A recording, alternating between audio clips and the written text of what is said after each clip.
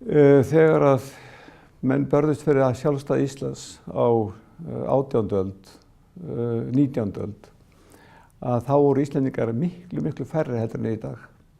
Þeir eru verið 70 til 90.000 og við byggum svona í moldarhólum og í jörðinni og vorum fátækasta þjóð í Evrópu og samt höfðu þeir þá trú að við gætum staðið á eigin fótum.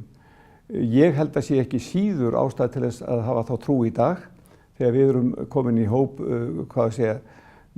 með ríkustu þjóðum í Evrópu. Við erum hérna orðin 330.000 og síðan við fengum frelsi þá hefur Ísland gengið betur og betur.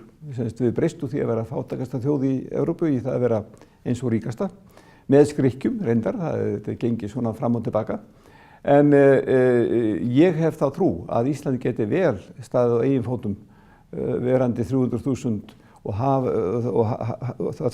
og hafandi þann mannauð sem við höfum í fyrsta lagi og öðru lagi náttúrulega auðlindir sem við höfum líka sem eru sjávarútvegur og orkan og svo landslagið sem við erum að selja til ferðamanna. Þannig að ég hef fulla trú á því að Íslandingi geti staðið sér bara ljómandi vel. Nú varðandi það hvort að við þurfum alltaf að vera í svona rútsípaðareið á milli þess að fella gengið og verðbólga og svo framvegis. Það held ég að sé meira spurningin viðhorf manna. 1930–1940 þá voru Íslendingar mjög sparsöm þjóð, mjög sparsöm og lögðu mikið fyrir. Og af litlum efnum. Og svo breytist það á 30 ára tímabili frá 1950 til 80 þá voru innlánsvextir neikvæðir á Íslandi. Það er að segja að fólki var kennt það ef það sýndi ráðdeild og sparsemi að þá bara tapaði það. Þannig að þeir sem tóku áhættu og tóku lán og voru óráðsíu að þeir eiginlega græddu.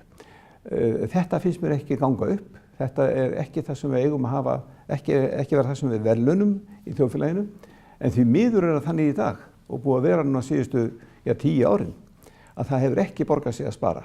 Það hefur ekki borgað sig vegna viðvarandi reyndar hægfara verðbólgu og vegna þess að það er eiginlega engin að gæta hagsmuna sparifjáreigenda.